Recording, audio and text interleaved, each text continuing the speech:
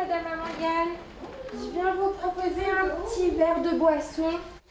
Une eau bien fraîche, servie avec un grand sourire par Amélie, infirmière. Sa mission ce matin, déceler en amont tout signe de déshydratation pour chacun des 64 résidents.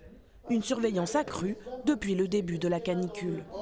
Je m'assure que la clim fonctionne bien dans les parties communes, qu'on puisse laisser les portes des chambres ouvertes pour que l'air aille dans les chambres.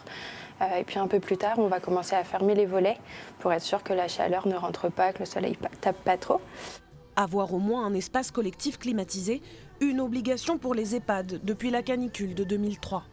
Dans cet établissement, du couloir au réfectoire, ce sont toutes les parties communes qui fonctionnent à l'air conditionné. Un luxe qui n'empêche pas Colette, 91 ans, de prendre ses propres précautions. 5 heures du matin, s'il fait bon, je laisse la fenêtre ouverte. Et puis à 7 heures, la température a pris de l'ampleur. On remonte, on redescend vite les volets. Bon appétit tout le monde!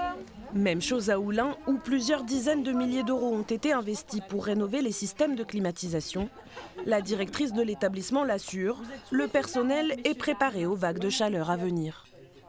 Tout a changé, maintenant on est rodé pour faire face à des épisodes de canicule. On a des rappels qu'on fait, donc des formations, des sensibilisations et des rappels quotidiens qu'on fait auprès des équipes. On a des tours également d'hydratation donc au niveau de l'établissement.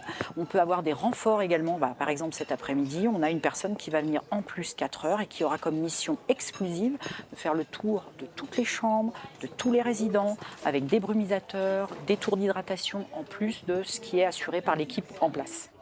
Au-delà des équipements, c'est aussi le nombre de soignants qui permet la bonne prise en charge.